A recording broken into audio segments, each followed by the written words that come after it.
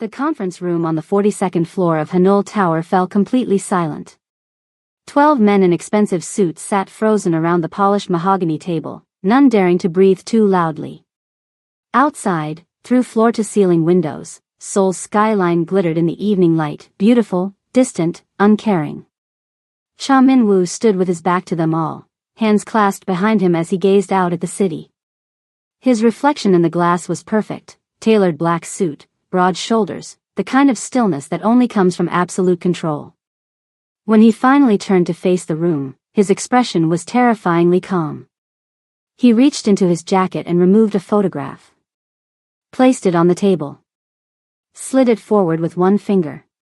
The image showed a woman being escorted into a black sedan on a crowded Myeongdong street. Even through the graininess of the surveillance shot, the fear on her face was unmistakable, eyes wide, lips parted, looking over her shoulder. But that wasn't what made Min-woo's blood run cold.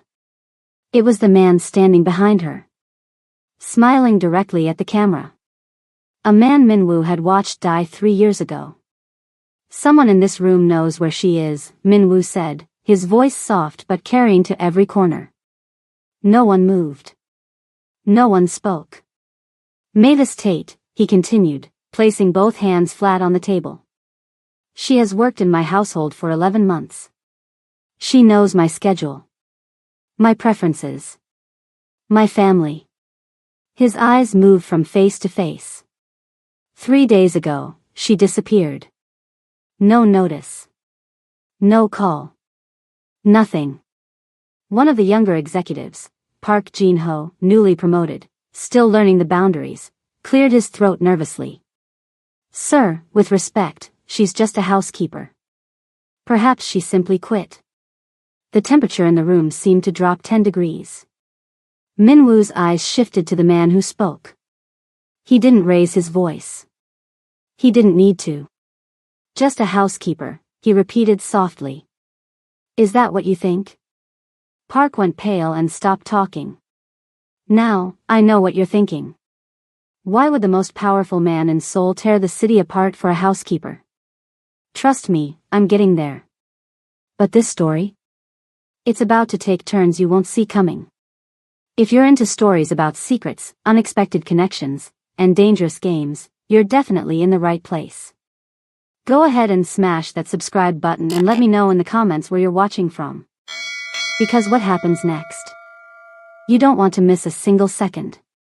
Here's what everyone in Seoul's elite circles knew about Cha Min-woo. His family had built an empire spanning construction, entertainment, and international trade.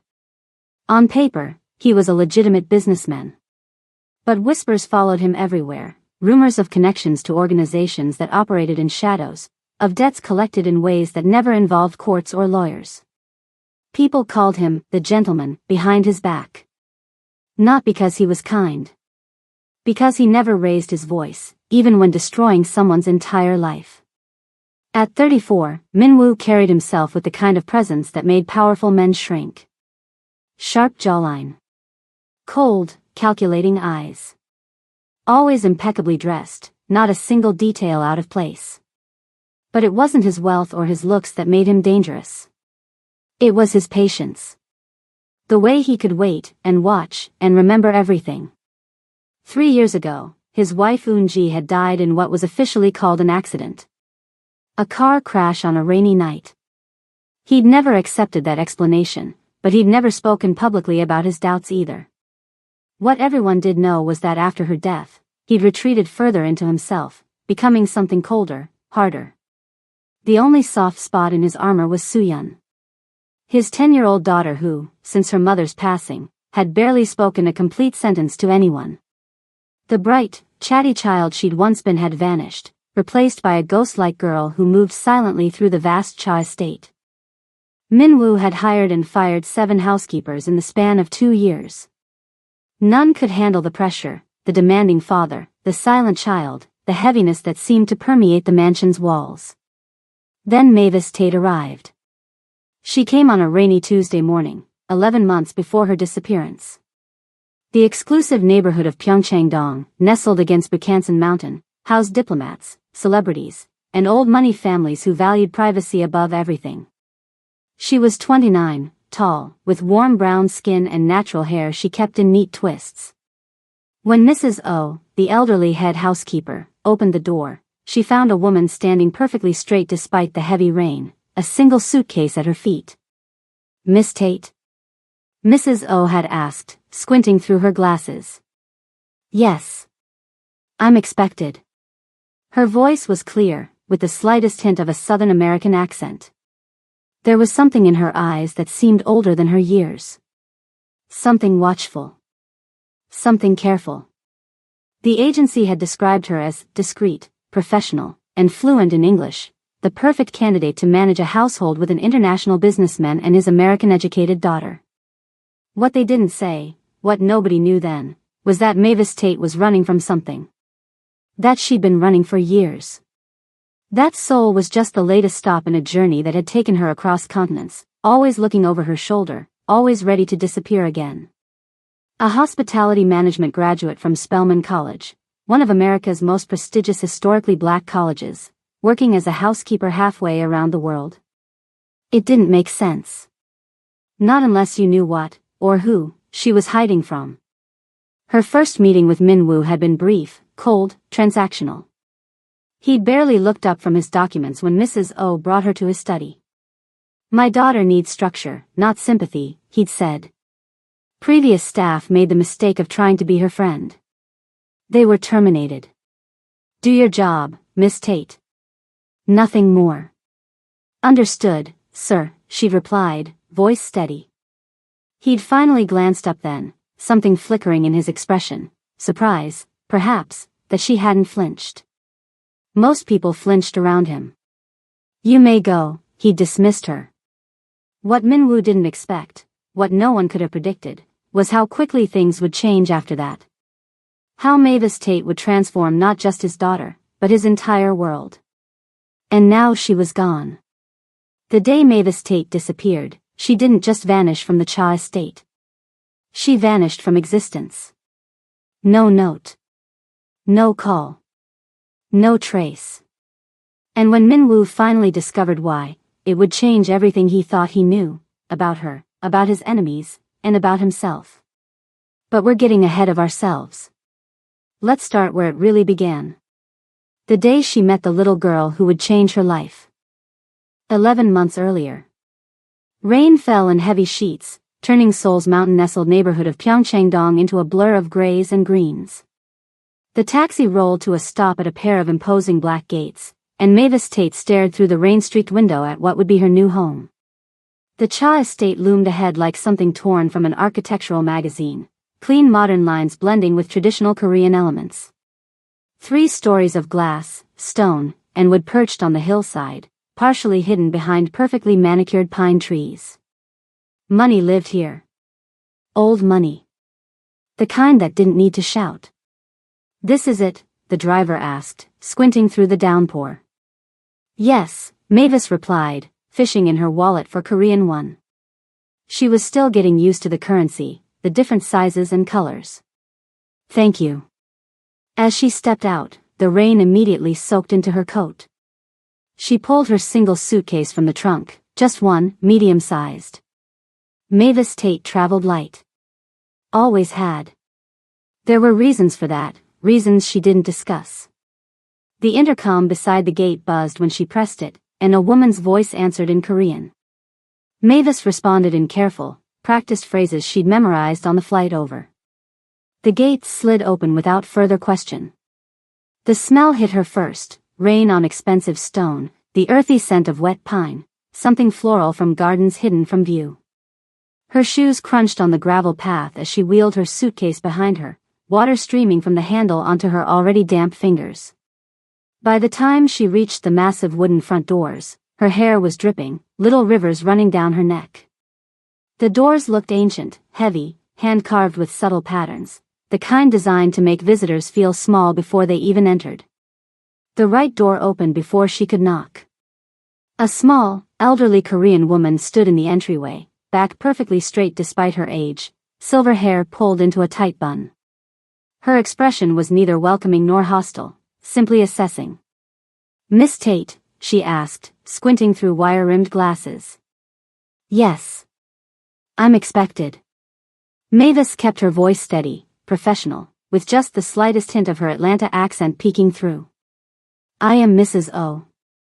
Please, come in. Stepping inside was like entering another world. The silence hit her first, profound, almost sacred, as if the walls themselves absorbed sound. The rain that had been pounding in her ears moments before was reduced to a distant whisper. The entryway opened into a soaring two-story space, minimalist but unmistakably luxurious. A dramatic staircase curved up one wall. Art pieces that probably cost more than her college education hung at perfect intervals. Everything gleamed, wood polished to a mirror shine, marble floors without a scuff mark, glass without a fingerprint. You're soaked, Mrs. O observed. Leave your suitcase. I'll have someone bring it to your quarters once you've changed. Mavis followed the woman through the house, water dripping from her coat onto the immaculate floor. Mrs. O didn't seem to mind, which told Mavis something important. The household staff must be excellent at erasing evidence of human presence. I'll show you to your room first, Mrs. O said. Then we'll discuss the household rules before you meet Mr. Cha and his daughter. Mavis nodded, taking in everything as they walked.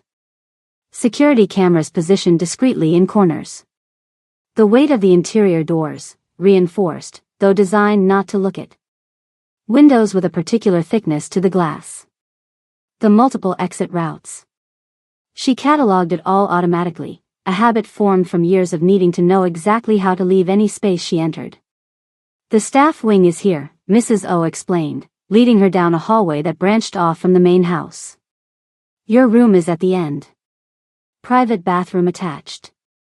Mr. Cha believes staff should have their own space. The room was simple but comfortable, a queen bed, desk, wardrobe, and a small sitting area near a window that overlooked a side garden. Clean lines, neutral colors. Impersonal but not unwelcoming. There are fresh clothes in your size in the wardrobe, Mrs. O said. The staff uniform for formal occasions, and everyday clothes for regular duties. Change and meet me in the kitchen in 15 minutes. When the door closed behind the older woman, Mavis finally allowed herself to exhale. She did a quick, habitual scan, windows, opens fully, ground floor, easy exit, door, solid but not reinforced, closet, walk-in, second exit unlikely.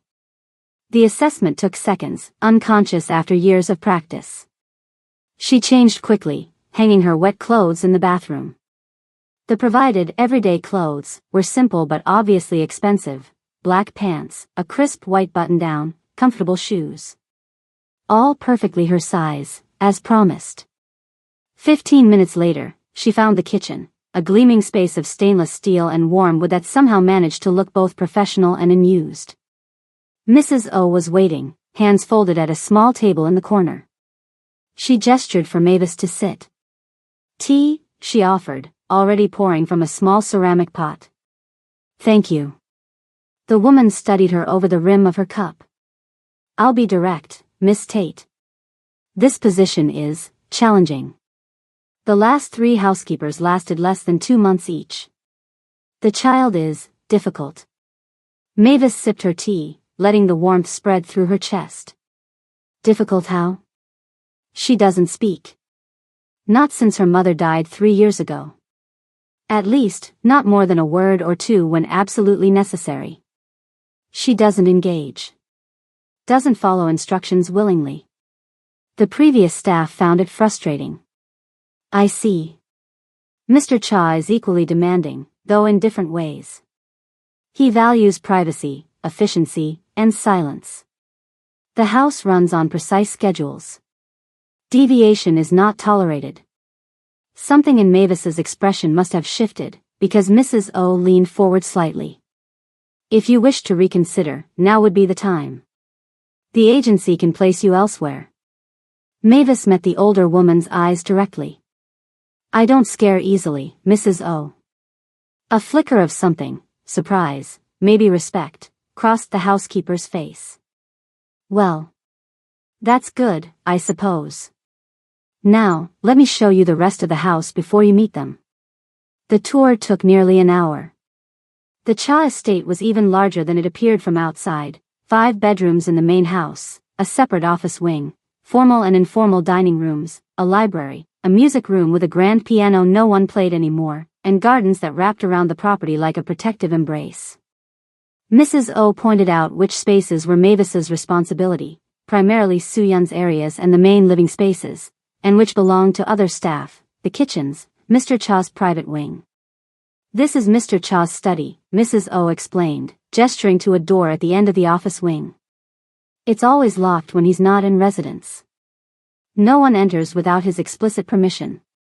Mavis nodded, noting the state-of-the-art keypad beside the handle. Not just a normal lock then. Whatever was in there, it mattered. The contrast struck her as they walked, between the immaculate, cold perfection of the house and the total absence of warmth. No children's toys left out. No books splayed open. No half-drunk cups of tea forgotten on side tables. It was a house designed for photographs, not living. And this is Miss Soo-Yun's room, Mrs. O said finally, stopping at a door painted soft blue, the only colorful door in the house. The room inside was beautiful, clearly designed by someone who loved the child. Soft colors, a canopy bed, bookshelves filled with children's books in Korean and English. A window seat overlooking the main garden. Everything a little girl should want. But there was a layer of stillness over it all. The toys looked untouched on their shelves. The bed was made with hospital corners. On the nightstand stood several framed photographs of a beautiful Korean woman with a wide smile and eyes exactly like Soo-Yun's. Her mother, Mrs. O said quietly, following Mavis's gaze. Boonji. In the corner of the room, so still that Mavis hadn't immediately noticed her, sat a small girl with long black hair pulled back in a neat ponytail. She was hunched over a drawing pad, crayon moving in careful lines, not acknowledging their presence. Miss Soo-Yun, Mrs. O said gently. This is Miss Tate. She's going to be your new housekeeper. The girl didn't look up. Didn't pause in her drawing. It was as if they weren't there at all. Mrs. O looked at Mavis with an expression that clearly said, "See what I mean?" "I'll give you a moment," the older woman said, stepping out and closing the door softly behind her. Mavis stood quietly, observing. The girl's posture was tense, her grip on the crayon too tight. This wasn't peaceful drawing, this was deliberate ignoring. After a moment, Mavis approached, but not too close. She knelt down to be at eye level, though the girl still wouldn't look at her. "Hello, Soo-Yun. I'm Mavis," she said, her voice gentle but not syrupy. "I'm going to be helping around the house. I won't bother you if you want to be alone." No response. Just the scratch of crayon on paper. Mavis reached into her pocket and pulled out a small package, a set of colored pencils she'd brought from America. Artist quality ones, with colors that didn't quite exist in regular sets. She placed them on the floor beside the girl, not directly in her space but close enough to see. "These are from my home in Atlanta. The colors are a little different from the ones here. You can use them if you want. Or not. It's up to you." She stood up, not waiting for acknowledgement. "I'll see you at dinner time, okay?" As she turned to leave, she caught the briefest flicker of the girl's eyes toward the pencils. Just for a second. Then back to her drawing, face impassive. It was enough. Her final stop was Mr. Cha's study, where Mrs. O had arranged their introduction. The older woman knocked softly on the heavy door. "Enter," called a deep voice from inside. Cha Min-woo sat behind a massive desk, not bothering to look up from the documents spread before him. Tall windows behind him framed the still falling rain, making him appear in silhouette, a deliberate power move, Mavis noted. Unable to see his eyes, while he could see hers perfectly. "Miss Tate, sir," Mrs. O announced, bowing slightly. Min-woo finally glanced up, his face revealing nothing. In person, he was even more intimidating than in the photographs Mavis had studied before accepting the position. Sharp jawline, broad shoulders, eyes that seemed to see straight through pretense. Handsome in a severe way, like a perfectly carved statue. "Miss Tate," he said, voice cool and measured. I trust Mrs. O has explained your duties. Yes, sir, she has. Good. My daughter needs structure, not sympathy. Previous staff made the mistake of trying to be her friend. They were terminated. His eyes met hers directly. Do your job, Miss Tate. Nothing more. Understood, sir, she replied, voice steady. She didn't flinch under his gaze, didn't fidget or look away. Something flickered in his expression, surprise, perhaps, that she hadn't been intimidated. Most people probably were. The moment passed quickly, but Mavis caught it. A crack in the perfect facade. You may go, he dismissed her. That night, as Mavis unpacked her single suitcase, Mrs. O knocked on her door. The colored pencils, the older woman said without preamble. They're gone from where you left them. Mavis nodded, hiding her small smile. Thank you for telling me. Mrs. O studied her with newfound curiosity. Perhaps you'll last longer than 2 months after all, Miss Tate. That first week, Mavis learned the rhythms of the house. When Min-woo left for work, 6:30 sharp. When he returned, rarely before midnight. When Soo-yeon ate alone in her room, every meal. When the silence became so heavy it felt like a physical weight. She also learned that nobody in this house talked about the woman in the photographs. The beautiful woman with Soo-yeon's eyes. Nobody talked about how she died. Or why, sometimes, late at night, Mavis could hear a little girl crying through the walls. It was on the third day that everything shifted. And it started with a dead butterfly. The morning air was cool and fresh after the previous day's rain. Dew still clung to the grass in the Cha Estate's garden, catching sunlight like scattered diamonds. Mavis stepped outside for a moment of quiet before the household fully woke, a steaming mug of coffee warming her hands. That's when she saw her.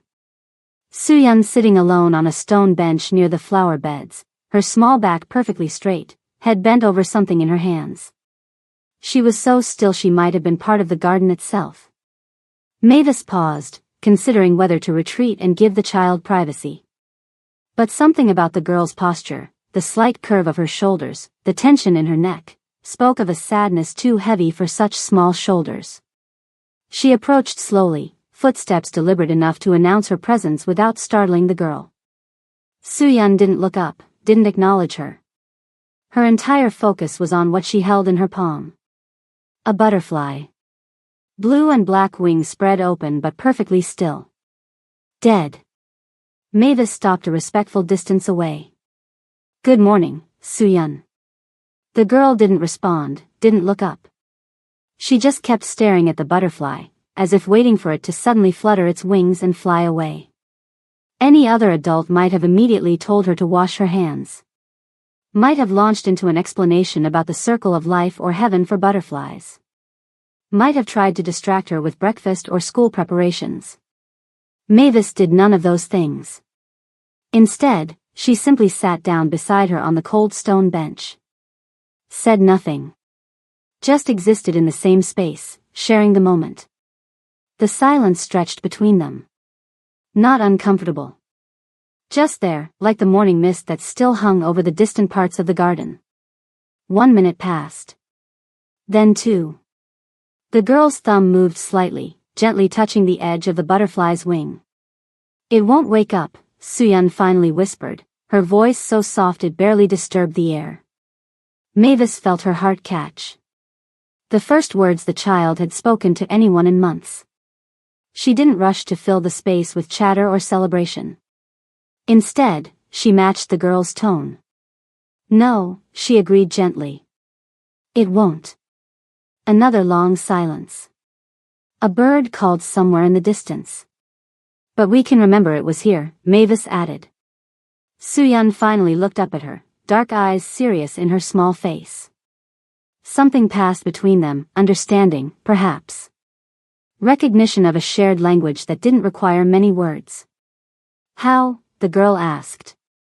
Mavis set her coffee mug on the bench. Would you like to bury it? Make a special place where we can remember it? Slowly, Suyun nodded. Together, they found a quiet spot near the rose bushes. Mavis used a small garden trowel to dig a shallow hole while Suyun watched, still cradling the butterfly. When it was ready, the girl carefully placed the delicate creature in its final resting place. "Do you want to say anything?" Mavis asked. Suyun thought for a moment, then shook her head. "That's okay. We can just think our goodbyes." They covered the butterfly with earth, patting it gently flat. Then Mavis pulled something from her pocket, a popsicle stick she'd saved from Suyun's uneaten ice cream the day before. "Here," she said, handing it to the girl. "We can mark the spot." Suyun took it solemnly and pressed it into the soft earth above the burial site. She stared at it for a long moment, then looked up at Mavis. "Thank you," she whispered. From his study window, Minwoo stood motionless, watching the scene unfold in the garden below. He delayed his departure for work, telling himself he needed to review some documents before a meeting. But the truth was simpler: he'd wanted to observe the new housekeeper with his daughter. He'd expected to see what he always saw, Suyun ignoring the staff, retreating further into herself. He'd expected to be calling the agency within weeks to request yet another replacement. What he hadn't expected was this: his daughter speaking. Participating. Looking almost peaceful. He watched as they buried what appeared to be a butterfly. Such a simple thing. Yet Suyun was engaged in a way he hadn't seen since before Eunji died. Something cracked in his chest.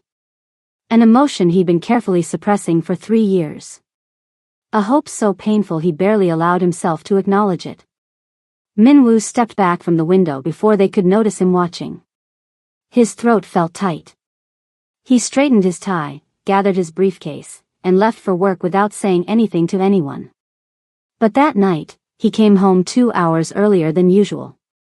Over the following weeks, small changes began to appear in the Cha household. Like spring thawing a frozen pond, they started almost imperceptibly but grew impossible to ignore.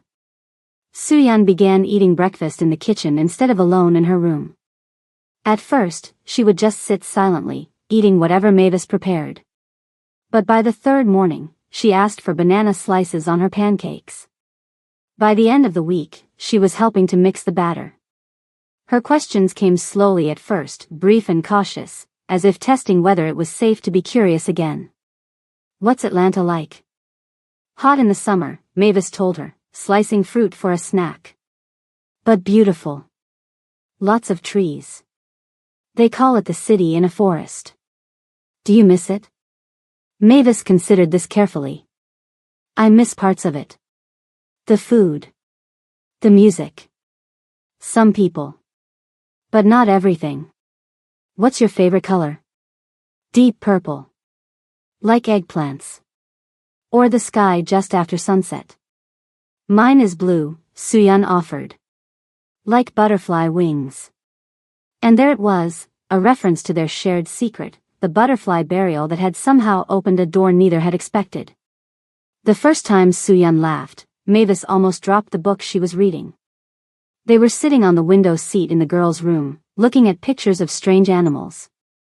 The platypus illustration had done it, a short, rusty giggle that sounded like Suyun had forgotten how to make the sound properly.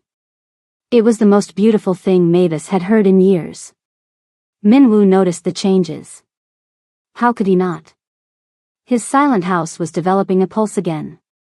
Subtle signs of life appeared, a child's drawing magnetized to the refrigerator, the sound of voices from the garden, the smell of cookies baking on a Sunday afternoon. He found himself creating reasons to be home. A meeting cancelled. Documents he needed to review in his home office. A video call that could be taken from the study. He began watching from doorways. Listening from hallways. Absorbing the transformation of his daughter like a man dying of thirst. One evening, he returned from work earlier than usual and heard something that stopped him in the hallway: laughter. Not just Suyun's still hesitant giggles, but another voice laughing with her. Warm, rich, genuine. He followed the sound to the kitchen and froze in the doorway. Suyun stood at the island counter, flour dusting her small fingers, her face alight with concentration as she carefully cut shapes from rolled dough. Beside her, guiding her hands with gentle patience, stood Mavis. "That's it," she was saying. "Press down firmly, then twist a little, perfect." Soo-yeon lifted the cookie cutter to reveal a perfect star shape. "Look! I did it. That's the best one yet," Mavis praised, and his daughter beamed, actually beamed, with pride. There was flour on Soo-yeon's cheek. A smudge of dough on Mavis's forehead. The countertop was a disaster of baking supplies. And yet, it was the most beautiful scene he'd witnessed in his home since his wife died. Min-woo stood there for a full minute, unable to move, unwilling to interrupt. Something long dormant in his chest unfurled painfully. He didn't notice Mrs. O appear beside him until she cleared her throat softly. He glanced down at the elderly housekeeper, expecting her to disapprove of the mess. Instead, she was looking at him with an expression that said everything words couldn't. She'd been there since before Soo-yeon was born. Had watched his family break apart after Eunji's death. Had witnessed his retreat into cold isolation. "It's good to hear laughter in this house again," she murmured, barely audible. Min-woo couldn't respond. The lump in his throat wouldn't allow it. The next morning, when Min-woo encountered Mavis in the hallway, something had changed. He looked directly at her, really saw her, perhaps for the first time. "Good morning, Miss Tate," he said, with actual eye contact. "Good morning, Mr. Cha," she replied, surprised by the acknowledgement. That evening, he asked about Soo-yeon over dinner, not the usual perfunctory questions about schoolwork, but genuine interest in her day, her activities, her progress. "She's doing very well," Mavis told him, a gentle warmth in her voice. "She's particularly interested in drawing lately. She has talent." Her mother was artistic, he said quietly, then looked almost surprised at himself for volunteering the information. A week later, when Mavis handed him a document about Soo-yeon's upcoming school events, their fingers brushed briefly. A small, accidental touch that neither acknowledged but both felt. It lingered between them, unspoken. Everything was changing. The house felt lighter. Soo-yeon was healing. Even Min-woo seemed different, less like a ghost, more like a father. For the first time in 6 years, Mavis let herself think the word, home. She should have known better. Because 3,000 miles away, in a high-rise office in Atlanta, a man was looking at a photograph of his own. A photograph of a woman in Seoul. A woman he'd spent 4 years searching for. Mercer Cole smiled as he traced her face on the screen. "Found you," he whispered. And he began making phone calls. 2 months can change everything. When Mavis first got to the Cha house, it felt like a museum, all shiny floors and perfect furniture that nobody actually used. Now, it actually felt like people lived there. The morning sun was just coming up as Mavis stood in the kitchen, getting Min-woo's tea ready. She'd figured out exactly how he liked it by now, not too many tea leaves, water hot but not boiling, that made it bitter, and always in the same ceramic cup. Never glass. He'd mentioned once that glass cooled too quickly, and she'd remembered that tiny detail like everything else about him. There was something weirdly intimate about knowing exactly how someone took their morning tea. Like you'd crossed some invisible line from employee to something else. "Is that from Mr. Cha?" Mrs. O asked, appearing beside her with a basket of bread. "Yeah," Mavis said, putting a little dish of honey on the tray. Min-woo never touched it, but sometimes Soo-yeon would sneak her finger in when she thought nobody was looking. Mrs. O gave her one of those knowing looks. "You know, he used to eat alone in his office. Every single day for 3 years." Mavis just smiled and picked up the tray. Min-woo was already at the table, newspaper up like a shield between him and the world. Perfect suit, perfect hair, perfect posture. If you didn't know better, you'd think he was the same cold businessman she'd met on her first day. But Mavis knew better now. "Morning," she said, setting down his tea. He lowered the paper just enough to meet her eyes. "Good morning, Miss Tate." He took a sip, and then gave that tiny nod that meant the tea was perfect. Anyone else would have missed it. Mavis never did. Daddy. Mavis. Look what I found. Soo-yun came running in like a little tornado, still in her pajamas with a sweater thrown on top. Her hair was sticking up everywhere, and she was hugging a book like it was treasure. It was hard to believe this was the same silent kid who'd been burying butterflies a couple months ago. Inside voice, Soo-yun, Min-woo said, but his heart wasn't in it. Sorry, she whispered super dramatically, then immediately went back to normal volume. But look. It's the book about the girl with the magic paintbrush. I thought I lost it forever, but it was just under my bed. That's great, Mavis said, pouring orange juice into Soo-yun's cup. We can read it later if you want. Can we do the voices again? You do the best voices. Min-woo raised an eyebrow. Voices?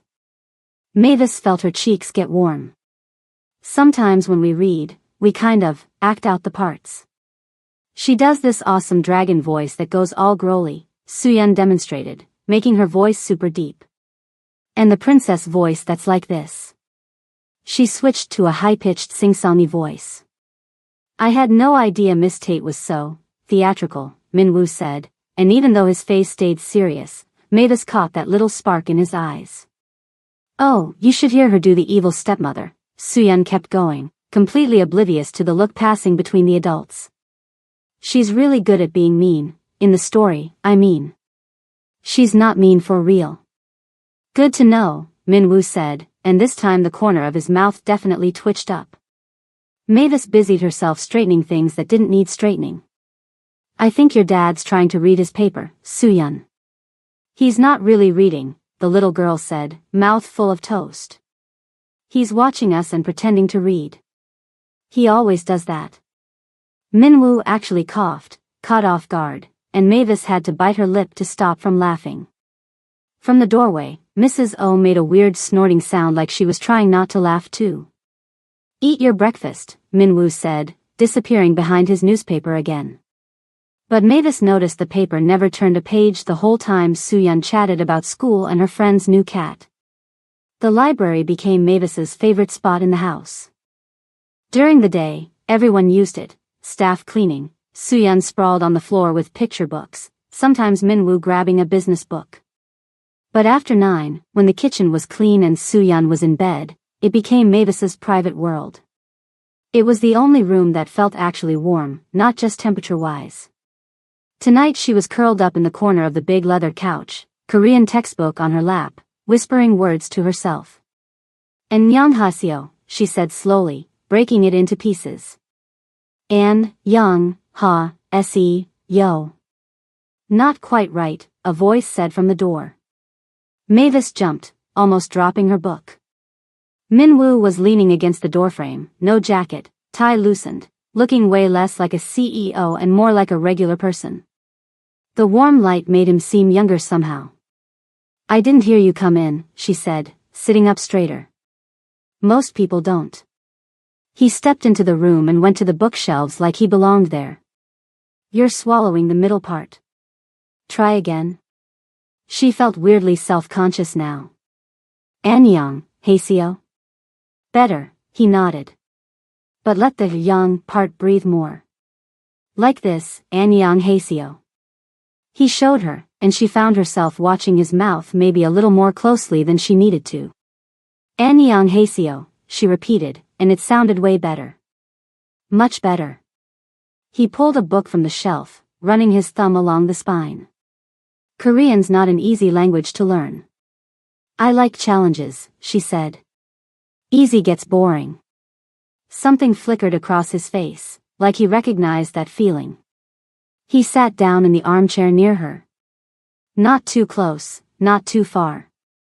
Always careful. What made you want to learn? He asked. She closed her textbook. Seemed rude not to try. I'm living here, after all. A lot of foreigners don't bother. I'm not like a lot of foreigners. Their eyes met, and something passed between them. Not quite understanding, but maybe wanting to understand. What are you reading? He asked, looking at her textbook. She laughed and held it up to show the cartoon characters on the cover. Super advanced stuff. Elementary Korean 1. I'm still at the point at things and pray stage. The corner of his mouth lifted. Almost a smile, but not quite. Here. He handed her the book he'd taken from the shelf. This might help. Short stories. Simple language. About regular life in Seoul. She took it carefully, their fingers not quite touching. The cover showed a night market with food stalls and bright signs. Thanks, she said, genuinely touched. He nodded, but instead of leaving, he picked up another book and settled deeper into his chair. They sat in silence for a while, but it wasn't uncomfortable. Just new. Do you read much? He finally asked. When I can, she said. More when I was younger. The library was free and quiet. You like quiet? I grew up with a lot of noise, she admitted. Sometimes good noise, music, people laughing. Sometimes, the other kind. He didn't push, but she could tell he was storing this information away. Building a picture of her, piece by piece, just like she'd been doing with him. What kind of stories did you like? He asked instead. Travel books, she answered honestly. Stories about places I'd never seen. Cheapest way to leave Atlanta without actually leaving. And now you're here, he said. Half a world away. Now I'm here, she echoed softly. They talked for a while, about books, about Seoul, about the differences between Korean and American stories. He told her about authors she'd never heard of, she told him about books that got her through childhood. Neither of them mentioned that this was the longest conversation they'd ever had. Or that he had a perfectly good office down the hall where he usually spent his evenings. Tonight, the library belonged to both of them. Please. Pretty please. It's not even that cold. Soo-yeon was standing in the hall, already wearing her coat and boots, bouncing up and down with excitement. Where exactly do you want to go? Min-woo asked, checking his watch. Myeongdong. They have these huge ice cream towers, Min-jae showed me pictures. They're like this tall. She stretched her hand way above her head. Please, Daddy. Mavis can come too. Mavis, who was walking by with clean towels, froze. Oh, I don't want to intrude on your family time. But you are family, Soo-yeon said, like it was the most obvious thing in the world. Right, Daddy? Something complicated crossed Min-woo's face. Not discomfort exactly. Something harder to name. Miss Tate is probably busy, he started, but Mavis surprised herself by jumping in. Actually, I'm free this afternoon. If that's okay with your dad. Min-woo looked at her face, like he was checking if she really meant it or was just being nice. Deciding she was sincere, he nodded. Get your coat, then. Myeongdong on a Sunday was absolute chaos, street performers playing music, tourists taking pictures everywhere, vendors shouting about their food, and amazing smells coming from every direction. Soo-yeon's eyes were huge as she tried to take it all in. Look!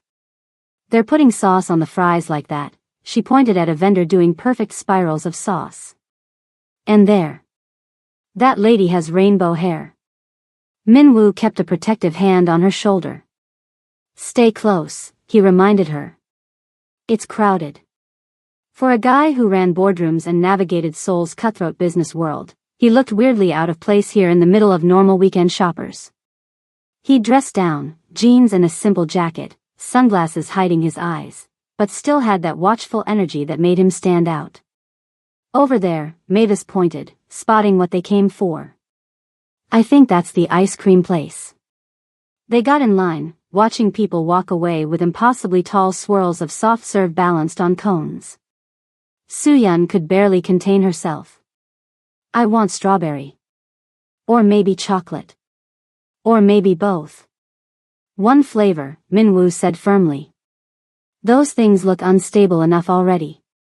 When Soo-yeon finally got hers, a huge pink swirl that looked ready to topple with each step, Her face lit up with such pure joy that Mavis felt something catch in her chest. She glanced at Minwoo and found him watching his daughter with the exact same expression she had, this mixture of tenderness and wonder, like seeing something precious and rare. Careful, Mavis warned as Soo-yeon took her first wobbly steps. If you drop it, I'm not fighting that crowd for another one. I won't drop it, Soo-yeon promised super seriously, then walked with exaggerated care. The walk back was quieter, everyone feeling content after their adventure. The sun was getting lower, making long shadows across the busy streets. Soo-yeon skipped ahead, still on a sugar high from her melting treat. Minwoo and Mavis fell into step beside each other, not quite touching but close enough that she could feel his presence with every step. They walked in comfortable silence for a while, watching Soo-yeon dart from window to window, pointing at things. Thanks, he said quietly after a bit. For coming today. I should be thanking you, she replied. It's been a long time since I just had fun. He glanced at her. Why did you come to Korea? The question seemed to surprise him as much as her, like he hadn't planned to ask it. She thought about dodging it, like she always did when her past came up. But something about today, the warmth, the normality, the feeling of almost belonging, made her braver than usual. I was looking for somewhere quiet, she said finally. Running from something? He asked, his voice gentle. She kept her eyes on Soo-yeon, not quite brave enough to look at him. Running towards something, she answered after a long pause. I hope. He didn't say anything right away, and when she finally looked at him, she found his eyes already on her face. Something passed between them, not quite understanding, but maybe a willingness to understand. Before either could say anything else, Soo-yeon came running back, squeezing between them and grabbing both their hands. You're walking too slow, she complained, swinging their arms. I'm getting tired. Can't have that, Minwoo said, the moment broken but not forgotten. As they walked home, connected like this, Mavis couldn't help thinking how easy it would be to get used to this. And how dangerous that might be. The black car showed up 3 days later. Mavis spotted it while coming back from the market, arms full of groceries. It was parked just beyond the estate gate, sleek and dark with windows tinted way darker than legal. No neighborhood sticker on the windshield. No driver hanging around. Just sitting there, waiting, like a predator that had picked up her scent. She walked past without obviously staring, but her heart was pounding so hard she could feel it in her throat. Old instincts, never completely gone, came rushing back. Inside the gate, she handed the groceries to one of the younger staff and went looking for Director Kong. She found him in the small security office near the staff entrance, checking camera feeds. Director Kong, she said from the doorway. There's a car outside. Black sedan, no neighborhood sticker. It's been there twice this week.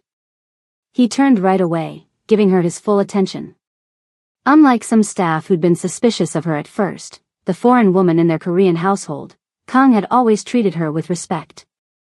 Did you see the license plate? He asked, grabbing a notepad. Just part of it, she admitted, telling him the numbers she'd caught. He nodded, writing it down. I'll check it out. Probably nothing. Sometimes tourists drive through to look at the fancy houses, but we don't take chances. Thanks, she said, relieved he was taking her seriously. Miss Tate, he called as she turned to leave. Is there something specific worrying you about this car? She hesitated, the truth stuck in her throat. Just being careful, she said finally. That night, after everyone went to bed, Mavis sat on the edge of her bed, listening to the old house make its nighttime noises. She'd checked her door lock twice. Then the window, even though it was 2 floors up. Then, feeling kind of silly but doing it anyway, she'd pulled out the small duffel bag she kept under her bed and checked what was inside. Clean clothes. Copy of her passport. Cash in different currencies. Basic toiletries. A prepaid phone she'd never used. Everything she'd need to vanish in under 5 minutes. You're being ridiculous, she whispered in the dark. You've been safe for 6 months. He has no reason to look for you here. No way to find you. But even as she said it, her hands were shaking a little. Because she knew better than most how determined some men could be when they felt wronged. How persistent. How patient. Earlier that night, at dinner, Min-woo had asked a simple question that had hit her like a punch. Do you ever miss your family? He'd asked, passing her some kimchi. Back in America? She'd kept her eyes on her plate, feeling Soo-yeon watching her curiously. They're gone, she'd said simply. I'm sorry, he'd replied, and she knew he'd caught that edge in her voice. The way "gone" had sounded final in ways that had nothing to do with distance. He hadn't pushed, but she'd felt his eyes on her face, reading between lines she'd tried to keep blank. Now, alone in her room, Mavis went to the window and looked down at the street beyond the gate. The black car was gone, leaving only an empty space where it had been. Nothing to worry about. Probably. She reached for her phone, an old habit, checking news from home.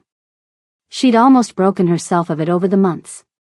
Almost convinced herself that Atlanta was a different life, a closed chapter. She scrolled through headlines. Weather. Sports. Local politics. Then she saw it. A small article in the business section, with a photo that made her stomach drop. Tech entrepreneur Mercer Cole returns from extended business trip, announces new international venture.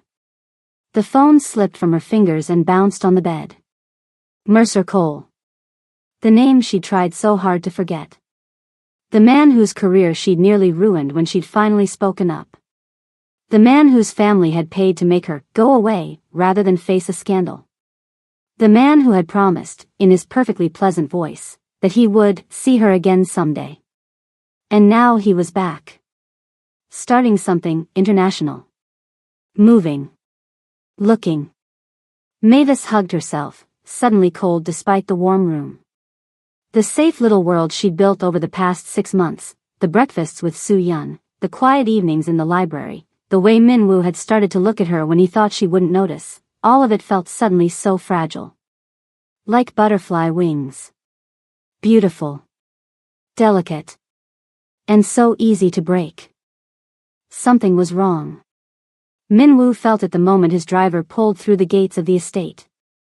After 3 days in Busan closing a shipping deal, all he'd wanted was to come home to the new normal. Soo-yeon's excited chatter, maybe something good cooking in the kitchen, Mavis's quiet presence making the big house feel less empty.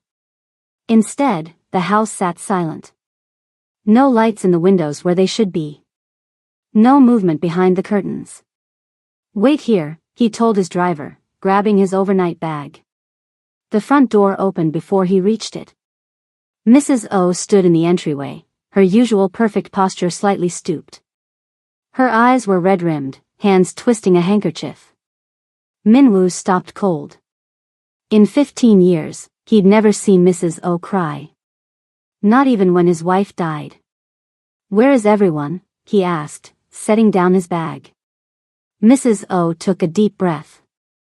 Mr. Cha, there's something you need to know. What do you mean, gone? Min-woo stood in the doorway of Mavis's room, staring at the stripped bed, the empty closet, the bare dresser top. Mrs. O hovered behind him. 3 days ago. The morning after you left for Busan. I went to wake her for breakfast, and... She gestured helplessly at the empty room. Min-woo stepped inside. The space felt hollow. Wrong. Like someone had erased a person. No note. No message. His voice was too controlled, even to his own ears. Nothing, sir. Her phone's been disconnected. We tried calling immediately. He moved to the dresser, pulling open a drawer. Empty. Another. Empty. The closet held only hangers. The bathroom, no toothbrush, no bottles, nothing. The books she was reading, he asked, thinking of the Korean stories he'd loaned her. The photograph she kept by her bed? Mrs. O shook her head. All gone. She took everything personal. Left only the clothes we provided. Min-woo stood very still, absorbing this. It wasn't just that she'd left.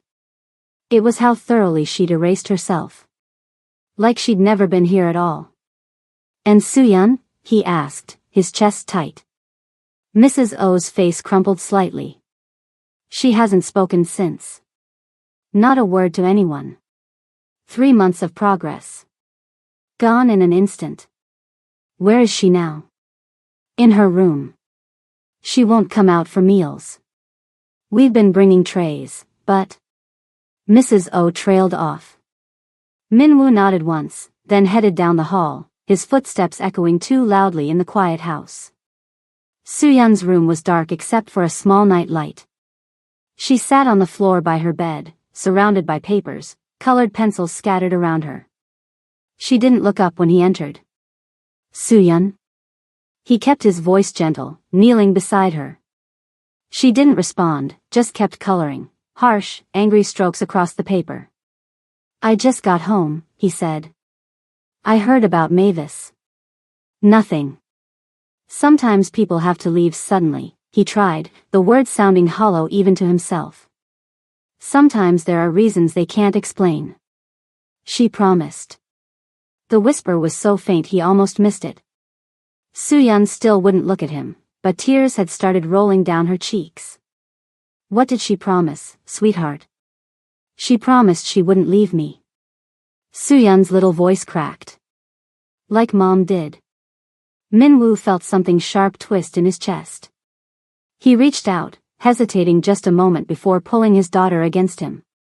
She didn't fight, just collapsed into his chest, her small body shaking with sobs. "I know," he murmured into her hair, his own eyes burning. "I know." They sat like that a long time, Min-woo rocking gently while his daughter cried for another woman who had vanished from her life. But somewhere beneath the grief, something else was building.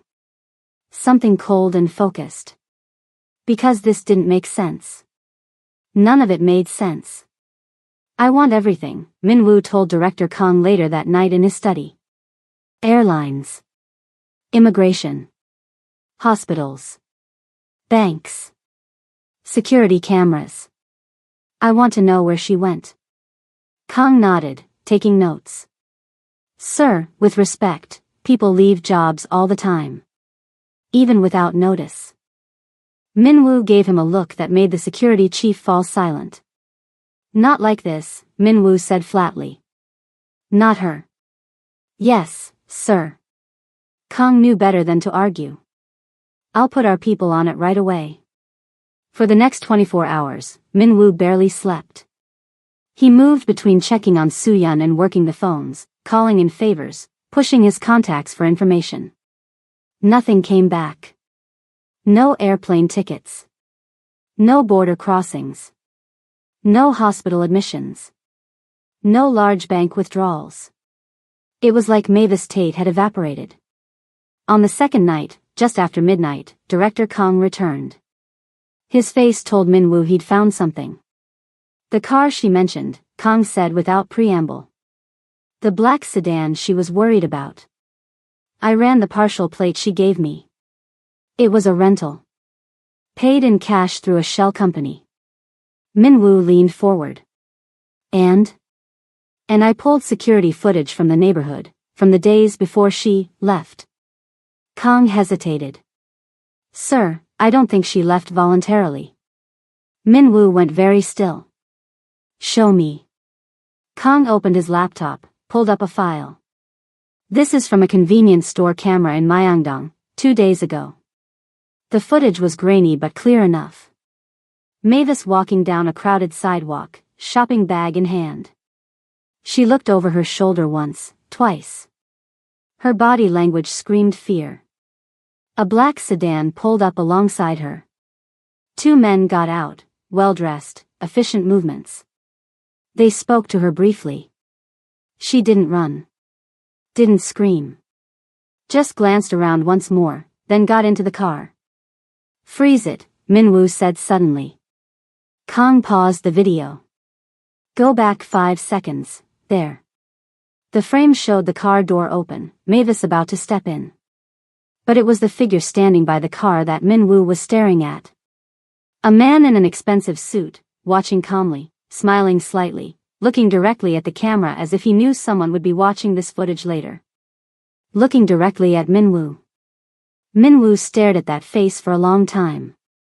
And suddenly, everything he thought he knew about Mavis Tate, about his quiet housekeeper with the sad eyes and the gentle hands, all of it crumbled.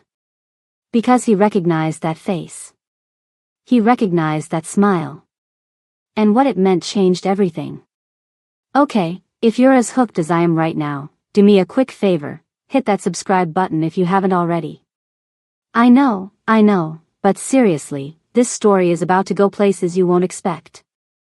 Smash that subscribe button and let me know in the comments where you're watching from. Now, let me tell you who that man in the photograph really was. Young Hyun-soo, Minwoo said, the name bitter on his tongue. Director Kang looked surprised. You know him? Not the Korean. The American standing next to him. Minwoo pointed to the smiling man. Mercer Cole. Tech entrepreneur from Atlanta. Connected to Axis Capital Group. The investment firm? Kang frowned. Why would they be interested in your housekeeper? That, Minwoo said quietly, is what we need to find out. He'd never met Cole personally, but knew him by reputation. The man moved in powerful circles, had connections in both legitimate business and shadier enterprises. The kind of man who solved problems with money, or other means, when money wasn't enough. But what problem was Mavis Tate to him? Sir, Kang said hesitantly. There's more. We did a deep background check on Miss Tate. And? There's nothing to find. No records before 6 years ago. The name, the passport, the education credentials, all created. High quality work, but fake. Kang met Minwoo's eyes. Whoever she is, Mavis Tate isn't her real name. Minwoo absorbed this, pieces clicking into place. The way she never talked about her past. Her hyper-awareness of security. The emergency bag he'd once glimpsed under her bed. She'd been hiding from something. Someone. And now that someone had found her. And Young Hyun-soo? Minwoo asked, his voice dangerously calm. What's his connection? He was in Atlanta 4 months ago. Met with Cole several times. We've been tracking his movements since that situation 3 years ago. Minwoo didn't need to be reminded about that situation. The failed deal. The accusations. The evidence that mysteriously disappeared, leaving Young free while his associates took the fall. The personal grudge that had been simmering ever since. So Young finds Cole, Minwoo said slowly, putting it together. Cole is looking for a woman who disappeared. A woman who somehow ends up in my home, caring for my daughter. His eyes hardened. This isn't coincidence. No, sir, Kang agreed quietly. It looks like a setup. They may have placed her here deliberately. The thought should have made him angry, that Mavis might have been planted in his household as part of some scheme. Instead, all he felt was a cold certainty that whatever her original purpose, something had changed. The Mavis who laughed with his daughter, who sat with him in the library, who looked at him with those honest eyes, that wasn't someone playing a role. And now she was gone. Minwoo stood at the window of his study, the same window where he'd watched Mavis and Soo-yeon bury a butterfly all those months ago. His reflection stared back at him, harder now, colder. He'd let her in. Let her change things. Let her matter. And now someone had taken her. Find everything, he told Director Kang without turning around. I want to know who she really is. What she was running from. And exactly where they've taken her. Sir, this could get complicated. These people. I don't care. The words hung in the air. Final. Absolute. She's not just a housekeeper, he added quietly. Not anymore. The hunt was about to begin. And the people who took Mavis Tate had no idea what they'd just awakened. The file landed on Minwoo's desk with a heavy thud. Director Kang stood at attention, his face carefully neutral. Everything we could find, sir. Minwoo stared at the manila folder. Too thick for comfort. Too many pages for a simple explanation. Tell me, he said, not reaching for it yet. The woman you knew as Mavis Tate never existed, Director Kong said quietly. At least, not officially. But someone else did. Someone with the same face, different papers, and secrets dark enough to chase her across an ocean. Minwoo finally opened the folder. A photograph stared back at him, Mavis, looking younger, hair styled differently, wearing a graduation cap and gown. Her smile reached her eyes in a way he'd rarely seen. He began to read. Her real name was Mavis Angela Tate. She'd kept her first name, maybe because it was easier to respond to something familiar when starting over, or maybe because it was her grandmother's name. A small piece of home she couldn't let go. Born in Atlanta. Raised by a single mother who worked 2 jobs to put her through college. Graduated from Spelman with honors in hospitality management. Landed a good job at an upscale hotel group. A normal life. A successful one. Until 4 years ago, when she met Mercer Cole at an industry conference. The file contained press clippings, Cole accepting awards, giving speeches, cutting ribbons at charity events. Handsome, polished, heir to a tech fortune. The kind of man who appeared in 30 under 30 lists and charity gala photos with politicians. On paper, he's golden, Director Kong said, watching Minwoo read. Tech entrepreneur. Philanthropist. Old Atlanta money. Minwoo flipped to the next section. Police reports. Restraining order applications. Hospital records. Off paper, he asked. Controlling. Obsessive. Dangerous. Kang's voice was matter-of-fact. They dated for 8 months. When she tried to end it, things got ugly. The reports told a sickening story. Break-ins at her apartment where nothing was taken, just things moved, to let her know someone had been there. Her car vandalized. Strange calls at all hours. Being followed to and from work. She'd tried the legal route first. Filed for restraining orders. Made police reports. None of it stuck. Too many connections, Minwoo murmured, understanding immediately. In that world? He's untouchable, Kong agreed. His family donates to police foundations. His college roommate is a judge. His father golfs with the mayor. Minwoo continued reading. The timeline accelerated suddenly, Mavis's mother hospitalized after a medication error.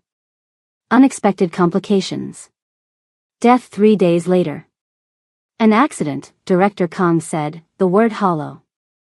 She didn't believe that, Minwoo stated. No, sir. A week after the funeral, Mavis Tate disappeared. Bank account emptied. Apartment cleared out. Phone disconnected. 6 months later, a woman with her face but different papers entered South Korea. Minwoo leaned back, processing. 6 months here. Longest she'd stayed anywhere? According to what we found. She moved constantly before. Different names, different cities. Minwoo closed his eyes briefly, picturing Mavis in his library, carefully practicing Korean phrases. Mavis in his kitchen, teaching Soo-yeon to make cookies. Mavis walking beside him in Myeongdong, saying she was running towards something. She'd been planning to stay. He killed her mother, Minwoo said finally. Not a question. Possibly. Nothing proven. Minwoo's jaw tightened. And now he has her. The room fell silent. Outside, Seoul's lights glittered across the darkness, oblivious to the storm building inside this quiet office. There's more, sir, Director Kong said after a moment. He pulled another photograph from a separate envelope and placed it carefully on the desk. It showed a business dinner, fancy restaurant, men in expensive suits raising glasses in a toast. Mercer Cole stood in the center, smiling his practiced smile. And beside him, with the same eyes that had haunted Minwoo's dreams for 3 years, stood Young Tae-jun. Minwoo's cousin. His wife's killer. The man who was supposed to be dead. Minwoo's blood ran cold. When was this taken? 2 months after Taejun's supposed death. The pieces clicked together with sickening clarity. This wasn't random. This wasn't coincidence. Mercer Cole hadn't just happened to find Mavis in Seoul. He was sent here. Sent to use her. To get to Minwoo. The photograph from Myeongdong suddenly made horrible sense, Taejun smiling at the camera. Sending a message. We can still reach you. Through the things you care about. Did she know? Minwoo asked, his voice dangerously quiet. Was she part of this? Director Kang shook his head firmly. Everything suggests she was running from Cole, not working with him. Her behavior here was consistent. The fear when she saw that car was genuine.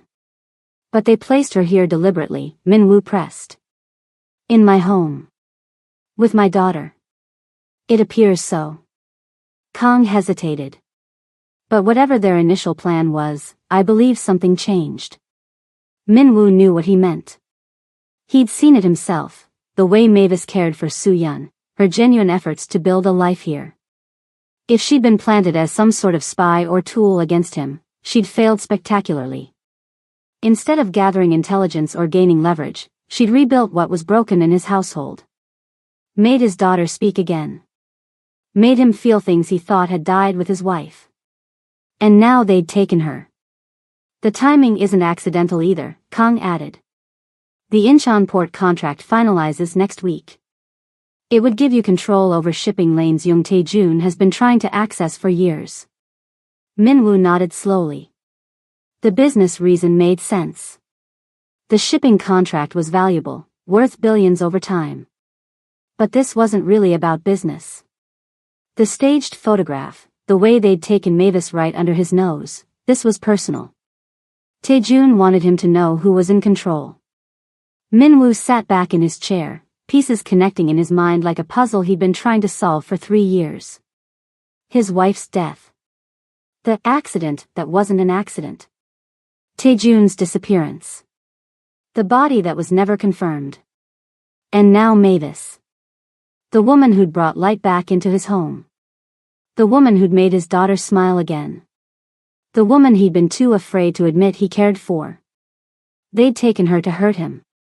To control him. To remind him that no matter how powerful he became, they could still reach the things he loved. But they'd made one critical mistake. They'd assumed he would negotiate.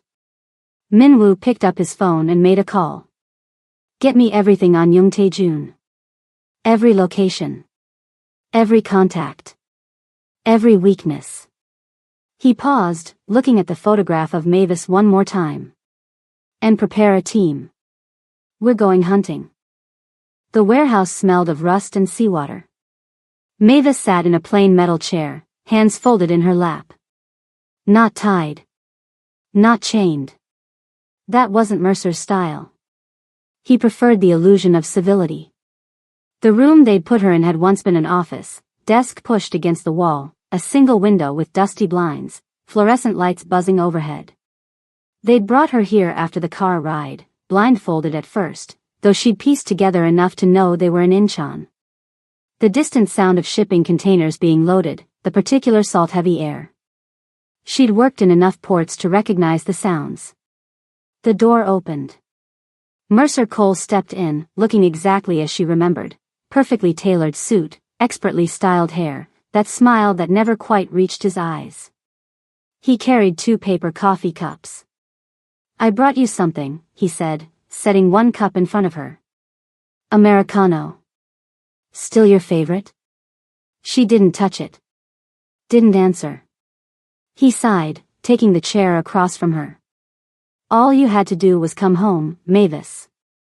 Was that so hard? Home. As if anything with him had ever been home. How did you find me? She asked, her voice steadier than she felt. His smile widened. You were careful. I'll give you that. But you made one mistake. He leaned forward slightly. You stayed too long. He reached into his jacket, pulled out a small stack of photographs, and laid them on the table between them. Mavis's heart sank as she looked at them. Her walking with Soo-yeon in a park. Her shopping in Myeongdong. Her and Min-woo standing close together outside the ice cream shop, something unspoken passing between them. 6 months, Mercer continued. Longest you've stayed anywhere since you ran. I almost gave up, you know. But then. He tapped the photo of her with Min-woo. You found another powerful man. I'm almost impressed. But you're mine, Mavis. You've always been mine. She looked up from the photos, meeting his eyes directly. I was never yours, Mercer. And I never will be. Something flickered across his face, a brief crack in the polished facade. His jaw tightened. Fingers flexed. Then, as quickly as it appeared, the mask slid back into place. We'll see, he said softly. Across the city, Min-woo stood in his office, surrounded by a team of men poring over maps and security feeds. The car was rented through a shell corporation, Director Kang reported, pointing to documents spread across the desk. We traced it to 3 possible locations. 2 are empty. The third is a warehouse in Incheon Port District. Recently leased. Heavy security for a storage facility. Min-woo studied the satellite image of the building. What else? Unusual electrical usage. Multiple vehicles coming and going. And this, Kang pulled up a grainy security image from a nearby building.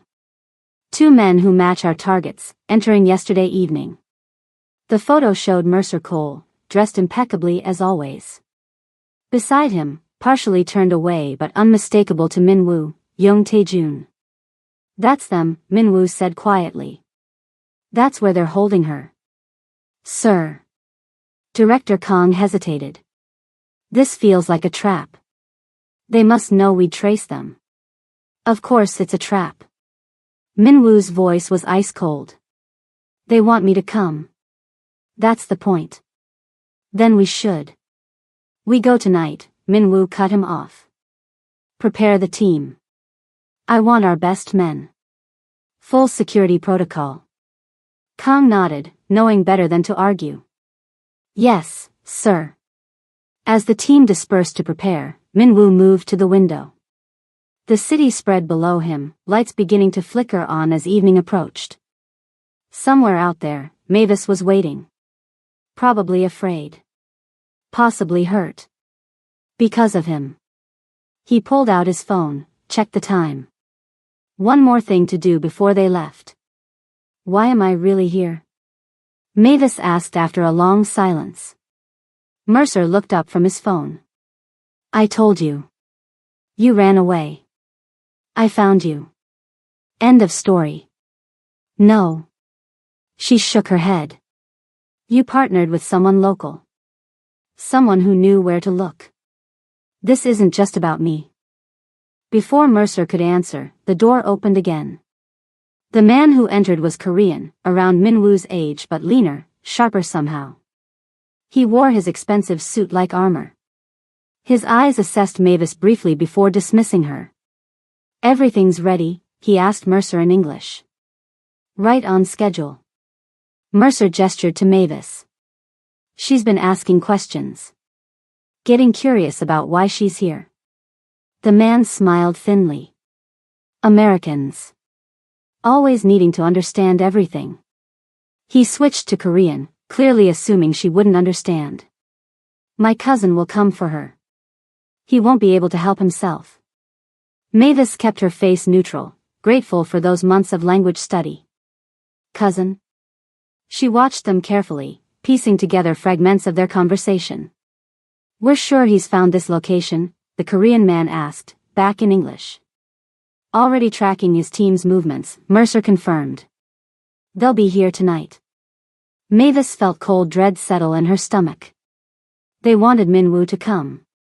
This was all about him. And she was the bait that would bring him into danger. Soo-yeon sat cross-legged on her bed when Min-woo entered. She didn't look up, just kept arranging colored pencils in a perfect line. I have to go out for a while, Min-woo said gently, sitting beside her. Still no response. I'm going to find Mavis. At this, her hands stilled. She didn't leave because she wanted to, he continued. Someone took her. Bad people. But I'm going to bring her back. Soo-yeon turned to look at him finally, her small face serious. Promise? The word hit him hard. Mavis had made promises to his daughter too. Promises that seemed broken now. I'll do everything I can, he said honestly. Soo-yeon reached for something beside her, a small box of colored pencils, worn from use. The ones Mavis had given her that first day. She pressed them into his hand. Give these back to her, she whispered. Then, so quietly he almost missed it, please, Appa. Appa. Father. She hadn't called him that since her mother died. Minwoo pulled his daughter close, throat tight. I will. Mavis watched the sun set through the dusty window blinds. They'd left her alone again, confident in their security. No guards inside the room, just cameras in the corners and a locked door. She'd spent the past hour mentally cataloging everything she'd seen. 3 men outside her door when they brought her meals. Cameras covering all angles. The main warehouse floor had at least 8 more men. She'd glimpsed them when they transferred her from the car. Too many to fight. Even if she could get out of this room, she'd never make it past them all. But Minwoo was coming. Walking into danger because of her. Mavis stood up, began pacing the small room. There had to be something she could do. Some way to warn him. She examined the door again. Heavy steel, industrial lock. The window. Reinforced glass, too small anyway. The air vent? Barely large enough for her arm. She was still searching when she heard footsteps approaching. Mercer entered with another man, not the Korean from earlier, someone new. He carried a small case. Time for a change of plans, Mercer announced. We're moving you to a more comfortable location. Mavis's eyes narrowed. Why? Just a precaution. Mercer smiled that empty smile. Your Korean friend is smarter than we expected. We need to stay ahead of him. The man with the case opened it, revealing a syringe. Now, this doesn't have to be difficult, Mercer said, his tone reasonable, friendly even. Just a little something to help you relax during transport. Mavis backed up against the wall. Don't touch me. The other man advanced toward her, syringe ready. I always admired your spirit, Mavis, Mercer sighed. But tonight? I need you compliant. The convoy rolled through the night streets of Seoul, heading east toward Incheon. 5 vehicles. 20 men. Every one of them loyal to Cha Minwoo. In the lead car, Minwoo sat in silence, watching the city lights blur past. In his pocket, a set of colored pencils. In his mind, the sound of his daughter's voice. Bring her back. He would. Whatever it took. ETA 20 minutes, the driver reported. Minwoo nodded, checking his phone. The warehouse schematics had been sent over, old blueprints, but better than nothing. They'd approach from multiple sides. Quick, quiet, efficient. Get Mavis out. Deal with Mercer Cole and Young Tae-jun after. Sir. Director Kang's voice broke into his thoughts. Surveillance team reports movement at the target location.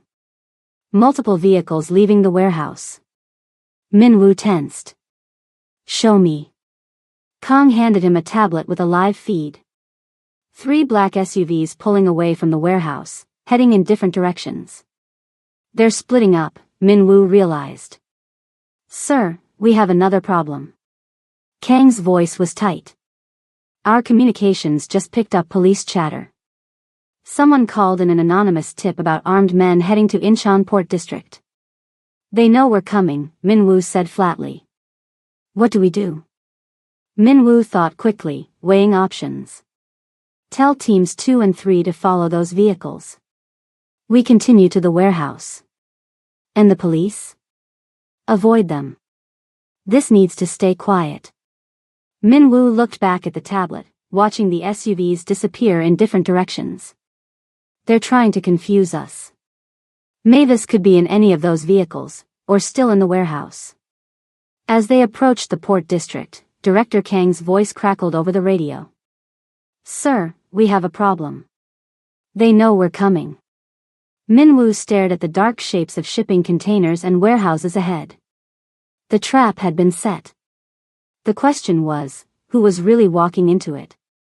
The warehouse loomed against the night sky, a dark shadow among shadows. Minwoo stood outside, the sea breeze carrying the smell of salt water and rust. Behind him, his men moved silently into position, surrounding the building. "All teams in place," Director Kang confirmed through his earpiece. Minwoo nodded. "Remember the plan. I go in alone. You move only on my signal." "Sir," Kang hesitated, "at least let me come with you." "No." Minwoo's voice was firm. "This is family business. I won't risk more lives than necessary." He checked his watch. Touched the colored pencils in his pocket. Drew a deep breath. "If I'm not out in 20 minutes, you come in." "Not before." Before Kang could protest again, Minwoo walked toward the entrance. The door wasn't locked, of course not. They were waiting for him. Inside, the warehouse was cavernous, mostly empty except for a few shipping containers and abandoned equipment. Harsh spotlights created pools of light in the center, illuminating 3 figures. Young Tae-jun stood with his hands clasped behind his back, looking exactly as Minwoo remembered him, except for the scar that now ran along his left temple. Beside him, Mercer Cole looked more casual but no less dangerous, leaning against a metal table. And there, seated in a chair between them, was Mavis. Minwoo's heart clenched.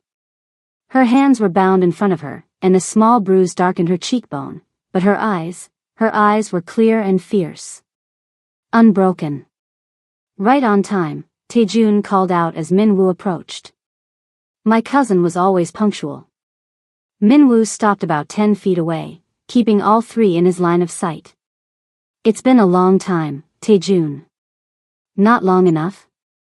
Tae-jun smiled thinly. "Let me guess, you wish I'd stayed dead." "That would have been better for everyone," Minwoo agreed coldly. Mercer shifted, studying Minwoo with open curiosity. "So this is the famous Cha Minwoo." "Somehow I expected someone taller." Minwoo ignored him, keeping his focus on Tae-jun. "Let her go. She has nothing to do with this." "Oh, I disagree," Tae-jun replied. "Miss Tate has been very useful. The perfect way to get your attention." "You always had my attention," Minwoo said. "You didn't need to drag others into our business." Tae-jun laughed, the sound echoing in the empty space. "Our business? You make it sound so professional." His smile dropped. "You destroyed me, Minwoo. Cast me out of the family. Took everything that was rightfully mine." "You destroyed yourself," Minwoo countered. "The embezzlement. The drugs. The illegal connections. You brought that on yourself. I built this family." Tae-jun's composure cracked, his voice bouncing off the warehouse walls. He took a breath, smoothed his jacket. "I made the connections that grew our business. Made the deals that quadrupled our profits. And how did Uncle thank me? By handing everything to you. The obedient son he never had." Minwoo's face remained impassive, but his eyes flickered briefly to Mavis. She was watching intently, her fingers working subtly at her bindings. "So this is about revenge," Minwoo said, drawing Tae-jun's attention back to him. 3 years of planning just to hurt me." "Not just hurt you," Tae-jun corrected. "Replace you. When you sign over the port contracts to me tonight, I begin my return. The prodigal son, back from the dead." "And my wife?" The words came out before Minwoo could stop them, raw with pain he'd buried for 3 years. "Was she part of your revenge too?" A heavy silence fell. Mavis went still, eyes widening slightly. Mercer looked between the cousins, suddenly realizing he was witnessing something deeper than he'd understood. Taejun's face softened into something almost like regret. She wasn't supposed to die, he said quietly. The car was meant for you. She wasn't supposed to be driving that day. Min-woo felt like he'd been hit. Even though he'd suspected, hearing the confession made his knees weak. You killed her. It was an accident, Taejun insisted. A message that went wrong. I never wanted Gina dead. For a moment, Min-woo couldn't speak. The grief he'd carefully controlled for 3 years threatened to overwhelm him. His wife. Soo-yeon's mother. Gone because of the man standing before him. I mourned her too, you know, Taejun continued. But business is business. Just like tonight. Sign the contracts, and your new companion lives. He gestured toward Mavis. Refuse, and she joins Gina. Your choice. While the men talked, Mavis had been working steadily at her bonds. 6 years of running, of looking over her shoulder, had taught her things. Like how to get out of zip ties with nothing but patience and the right angle. She caught Min-woo's eye. Just for a second. Long enough for him to notice the slight nod she gave him. He understood immediately. She was almost free. Mercer stepped forward, growing impatient. This family drama is fascinating, but we're on a schedule. He moved toward Mavis. Perhaps we need to show Min-woo how serious we are. Min-woo moved faster than anyone expected. 3 quick steps put him directly between Mercer and Mavis. You want leverage over me, he said quietly. Here I am. Let her go. Min-woo, no, Mavis started. Trust me, he said without looking at her. Mercer smiled, looking to Taejun. Well, this is unexpected. The Korean gangster has a heart after all. I'm not a gangster, Min-woo replied evenly. I'm a businessman. Let's make a deal. Taejun studied his cousin, suspicion warring with satisfaction. What are you proposing? I sign your contracts. Right now. You let Miss Tate walk out that door, unharmed. And why would I agree to that when I have both of you? Min-woo smiled thinly. Because you know me, cousin. If you hurt her, I'll never sign. And I'll spend every resource I have hunting you down, no matter how long it takes. The 2 men locked eyes in a silent battle of wills. He's stalling, Mercer warned. Maybe, Taejun conceded. But he's also right. That's always been your problem, Min-woo. You're too predictable. Too honorable. He nodded to one of his men. Bring the contracts.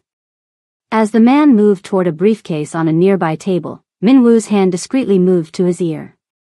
Now, he said softly. The warehouse plunged into darkness. Chaos erupted. Shouts. Footsteps. The crash of something heavy falling. Mavis felt a hand grab her arm. She tensed, ready to fight, then recognized Min-woo's touch. This way, he whispered, guiding her down and behind a shipping container. Outside, car doors slammed. Radios crackled. Min-woo's team moving in with precision, just as planned. When the emergency lights flickered on 30 seconds later, the warehouse looked completely different. Taejun's men were on their knees, hands behind their heads. Director Kang's team had positions throughout the space, weapons ready but not drawn. Mercer Cole was being held firmly by 2 men near the exit, his perfect suit now rumpled, his face flushed with rage. And Taejun stood exactly where he had been, but now Director Kang stood behind him. It's over, Min-woo said, stepping back into the light with Mavis beside him, her hands now free. You miscalculated, cousin. You thought I'd come alone. Taejun's face twisted. This changes nothing. You can't touch me. I have connections. Not anymore, Min-woo cut him off. While you were setting this trap, I was dismantling your network. Every account.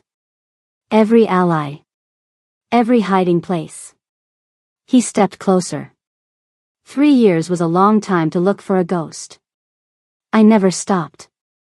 For the first time, uncertainty flickered across Taejun's face. Take them, Minwoo ordered.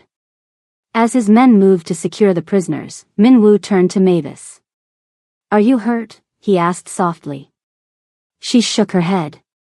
Just the bruise. And my pride. Her eyes searched his face. Your wife. I didn't know. I don't talk about it, he said simply. I understand why. Director Kong approached. Sir, local authorities have been notified. We have everything under control. Mr. Cole will be returned to the United States to face charges there. As for Young Taejun, I'll handle him, Minwoo said. Make sure there are no records connecting Miss Tate to any of this. Already done, sir. When Kong stepped away, Mavis looked up at Minwoo. Why did you come? After everything you learned about me, about how I lied to you. You never lied, Minwoo interrupted. You just didn't tell me everything. Neither did I. She almost smiled at that. Still. You risked everything. Not everything, he corrected. Just enough. When the dust settled, Taejun was in custody. Mercer was subdued, finally facing the consequences his money couldn't buy his way out of. And Mavis was standing in the middle of the warehouse, free, looking at Minwoo like she was seeing him for the first time. You came, she said. The same words. The same wonder. Of course I came. The distance between them closed. Not a dramatic embrace, not yet. Just two people standing close, surviving together. I'm sorry, she whispered. I should have told you. About Mercer. About everything. I didn't want to put you in danger. You didn't put me in danger, he replied.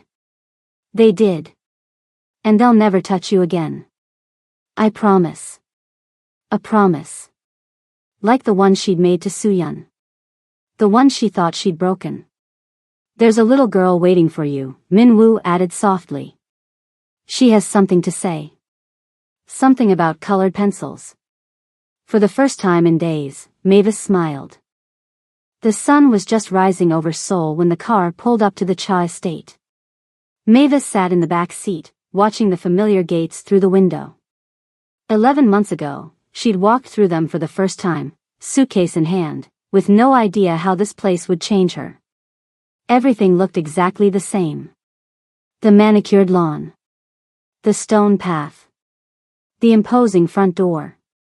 But everything was different now. Minwoo touched her hand lightly. Ready? She nodded, not trusting her voice. They hadn't even reached the front steps when the door flew open. A small figure burst out, running at full speed. Mavis. Soo-yeon crashed into her with such force that Mavis nearly lost her balance. Small arms wrapped around her waist, squeezing tight enough to hurt. You came back, Soo-yeon sobbed, face pressed against Mavis's stomach. You came back, you came back. Mavis dropped to her knees, pulling the little girl properly into her arms. Of course I came back, she whispered, her own tears finally breaking free. I promised, didn't I? Appa said you might not come back, Soo-yeon hiccuped, pulling back to look at Mavis's face. But I knew you would. Mavis smoothed the girl's hair, wiping tears from her cheeks. Your dad was just being careful. He didn't want you to be disappointed. But you're not leaving again, right? Worry clouded Soo-yeon's eyes. Even when the bad men are gone? I'm not going anywhere, Mavis promised. She looked up then and saw Minwoo standing in the doorway, watching them. His face was calm, but his eyes held something she'd never seen there before. Something open. Unguarded. Soo-yeon grabbed Mavis's hand, tugging her toward the house. Come on. Mrs. O made your favorite breakfast. And I made you a picture. And I kept your book safe, just like you showed me. As the little girl chattered away, pulling her inside, Mavis caught Minwoo's eye again. A silent understanding passed between them. They were home. Mercer Cole is facing charges in 3 countries now, Director Kong reported. A week had passed since the warehouse. They sat in Min-woo's study, Min-woo behind his desk, Mavis in the chair opposite, Director Kong standing with his ever-present tablet. The Americans want him for financial crimes and stalking across state lines.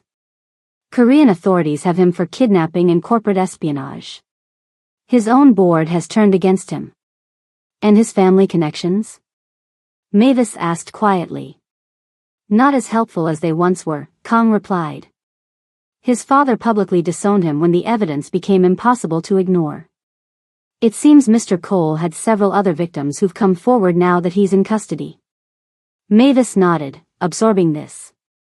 After years of running, of looking over her shoulder, it was hard to believe it might actually be over. And Taejun? Min-woo asked. Securely held. The evidence we gathered, combined with what was found at his properties, should keep him locked away for a very long time. Kang's usually stern face softened slightly. Your wife's case has been reopened. They're treating it as homicide now. Min-woo closed his eyes briefly. Good. She deserves justice. We've also cleared any connection between Miss Tate and these events in the official record, Kong continued. As far as authorities are concerned, she was simply in the wrong place at the wrong time. Thank you, Mavis said. When Kong left, Min-woo looked at her across the desk. Your identity has been restored as well. Your real passport. Your credentials. Everything Mercer took from you. I heard, she said. Thank you. You're free now, he said simply. Free to go wherever you want. Back to Atlanta, if you wish. She heard what he wasn't saying. The question he was too proud, or too afraid, to ask directly. I need some air, she said, standing up. I'll be in the garden. The stone bench was cool beneath her. The same bench where she'd sat with Soo-yeon all those months ago, looking at a dead butterfly. Where everything had started to change. Footsteps crunched on the gravel path. She didn't need to look up to know it was Min-woo. He sat beside her, leaving a careful space between them. You could leave now, he said after a long moment. Go back to Atlanta. Rebuild your life. I could, she agreed. They sat in silence, watching leaves drift down from the trees. Fall was coming. Another season. Another change. But I don't want to, she finally said. Min-woo turned to look at her, his face guarded. Why not? How could she explain it? That after years of running, of never letting herself belong anywhere, this place had become her anchor? That a silent little girl and her broken father had somehow become the most important people in her world? Because my life is here now, she said simply. With Soo-yeon. With. She looked at him directly. With you. Something shifted in his expression. Hope, maybe. Or fear. I'm not an easy man to be with, he said quietly. I have enemies. Complications. A life that isn't simple. I know. Soo-yeon adores you. I adore her too. And I. He stopped. Started again. I've been cold for a long time. Since Eun-ji died. I thought I would never. He couldn't finish. Didn't have the words. But Mavis understood. She reached over, taking his hand in hers. His fingers were warm, strong, closing around hers immediately. You don't have to be cold anymore, she said softly. He looked down at their joined hands. No, he agreed. I don't. The morning light streamed through the kitchen windows, turning everything golden. 3 months had passed. Winter was giving way to spring, snow melting, the first green buds appearing on the trees. Mavis flipped pancakes at the stove while Soo-yeon sat at the table, coloring and chattering between bites of breakfast. And then Min-jae said her mom might get a puppy, but I told her cats are better because they're quieter, and quieter is better for thinking, right, Mavis? Both are good, Mavis laughed. It depends what you want. I still want a cat, Soo-yeon declared. A black one with green eyes. We'll see, Mavis said, the standard parent answer that neither promised nor denied. Footsteps in the hallway announced Min-woo's arrival. He walked in straightening his tie, looking every inch the business executive he was. But his eyes were different now. Softer when they fell on his daughter. Warmer when they met Mavis's. He stopped to kiss Soo-yeon's forehead. Be good at school today. I'm always good, she protested. Usually good, he corrected with a small smile. He moved to the stove, pausing to kiss Mavis's cheek, a casual gesture that still made her heart skip. Natural. Easy. As if they'd been doing this forever. Dinner tonight? He asked, accepting the coffee she handed him. I was thinking we could try that new place in Buckshin, Mavis suggested, flipping another pancake. Soo-yeon wants to go. The tea house? Apparently, they have special pastries, she confirmed. Honey pastries. Soo-yeon chimed in. With nuts and cinnamon. Min-woo smiled, a real smile, the kind that used to be so rare but now appeared almost daily. Tea house it is, then. He glanced at his watch. I have to go. Board meeting. Go save the business world, Mavis teased. He caught her hand as he turned to leave, giving it a gentle squeeze. Another small gesture. Another piece of the language they were building together.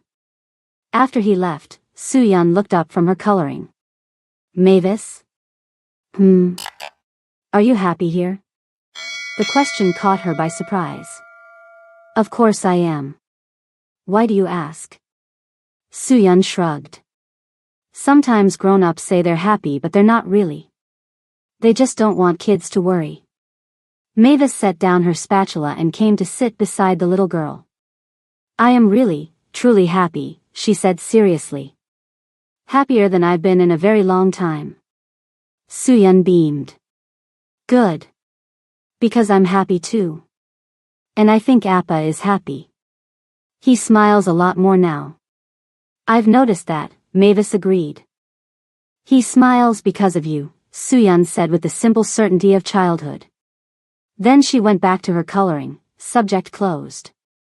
Later that night, after Soo-yeon was asleep and the house was quiet, Mavis stood at the window of her room, their room now, watching the city lights below. She thought about Atlanta. About Mercer. About all the years she spent running. She thought about a dead butterfly and a little girl who'd forgotten how to speak. She thought about a cold man with warm eyes who turned soul upside down to find her. She wasn't running anymore. She was home. And sometimes, the best stories aren't about fairy tales or perfect endings. They're about two broken people who found each other in the most unexpected place. Who fought through darkness to find something worth protecting. If this story touched your heart the way it touched mine, do me a favor. Smash that subscribe button and let me know in the comments where you're watching from. Tell me what moment hit you the hardest. Was it the butterfly scene? Min-woo at the warehouse? Soo-yeon's colored pencils? I really want to know. And if you haven't already, check out my other stories. There's so much more waiting for you. Thanks for watching until the end. It means everything. See you in the next one.